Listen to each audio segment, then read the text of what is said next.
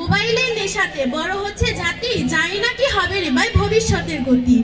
রাতের বেলায় ঘুম খানি রে, করে শেষে যে চুরি, পাই না এখন দিনের বেলায় মধুর ঘুমের স্বাদ। পড়ালেখার ধার ধারি না, মোবাইল নিয়ে থাকি, মেধার বিকাশ হচ্ছে না যে সুমন্তরে ফাঁকি। ধন্যবাদ মাননীয় মডারেটরকে আজকের এই মহান মঞ্চে আমাকে বক্তব্য প্রদানের সুযোগ করে দেওয়ার জন্য। বিতর্ক চলছে এবং আজকের বিতর্কের বিষয় নির্ধারিত হয়েছে মোবাইল ফোনে শিক্ষার্থীদের পিছিয়ে পড়ার অন্যতম কারণ। বাস্তবতার প্রেক্ষাপটে দাঁড়িয়ে ও অত্যন্ত যুক্তিসঙ্গত কারণে আমি ও আমার দল এর পক্ষে অবস্থান করছি।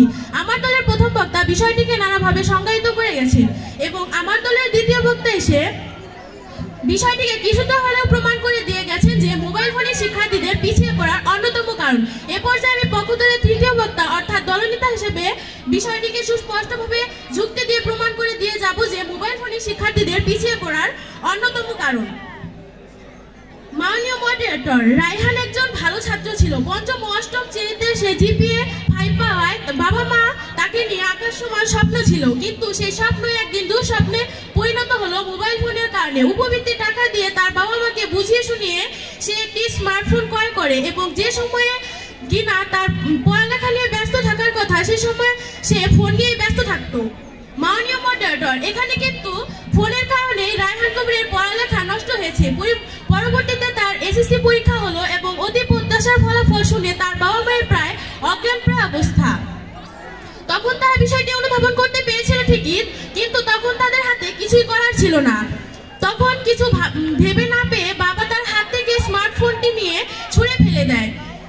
এক্ষেত্রে ভালো ফলাফল না হওয়ার প্রত্যাশা এবং অতি যত্নে স্মার্টফোনটি ভেঙে ফেলার কারণে সে ভেঙে পড়ে এবং বেছে নেয় আত্মহত্যার পথ। হ্যাঁ মাননীয় মডারেটর, এই মোবাইল ফোনের কারণে আজকে রায়হানের মতো হাজার হাজার ছেলে মেয়েরা বেছে নিচ্ছে আত্মহত্যার পথ। মাননীয় মডারেটর, আমার প্রতিপক্ষ দলের বন্ধুরা প্রশ্ন করে গেছেন যে শিক্ষার্থী যদি মোবাইল ফোন ভালো কাজে ব্যবহার না করে তাহলে শিক্ষার্থীদের কি দোষ? এখানে আমি বলবো মাননীয় প্রতিপক্ষ দলের বন্ধুরা, আপনি যদি বিড়ালের সামনে মাছ দিয়ে বলেন যে দাদা ভাই আপনি মাছ খাবেন না, তাহলে বিড়াল তো কথা শুনবে না, মাছটি খেয়ে ফেলবে। নিজে সতর্ক থাকলে সবকিছু হয় না। এখন আপনার সামনে যদি বিড়ালের সামনে যদি মাছ থাকে তাহলে বিড়াল তো মাছটি খেয়ে ফেলবে। মাননীয় মডারেটর, লক্ষ্য করুন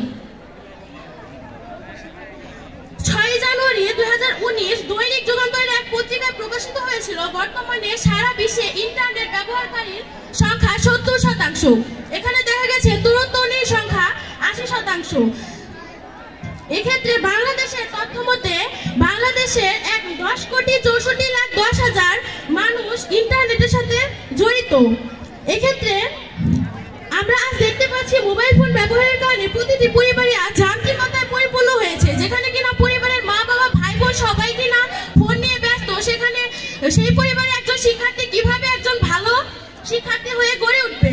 মাননীয় মডারেটর, প্রশ্ন রেখে গেলাম প্রতিপক্ষ বন্ধুর কাছে, উত্তর প্রত্যাশা করছি মাননীয় মডারেটর।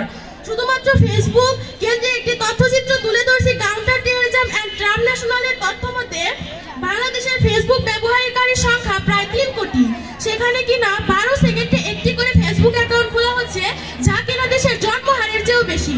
মাননীয় মডারেটর, লক্ষ্য করুন যেখানে কিনা দেশের জন্মহারের চেয়েও বেশি খোলা হচ্ছে ফেসবুক অ্যাকাউন্ট, সেখানে কিভাবে প্রতিপক্ষ দলের বন্ধুরা বলছে মোবাইল ফোনে শিক্ষার্থীদের পিছিয়ে পড়ার কারণ নয়। এজন্য তো আমরা বলছি মাননীয় মডারেটর, যেখানে কিনা দেশের জন্মহারের চেয়ে ফেসবুক অ্যাকাউন্ট খোলার হার বেশি, এর জন্য তো আমরা বলছি মোবাইল ফোনে শিক্ষার্থীদের পিছিয়ে পড়ার একমাত্র কারণ, এবং এর জন্য তো বর্তমান শিক্ষা অবস্থা আমাদের এই প্রান্তে গিয়ে দাঁড়িয়েছে।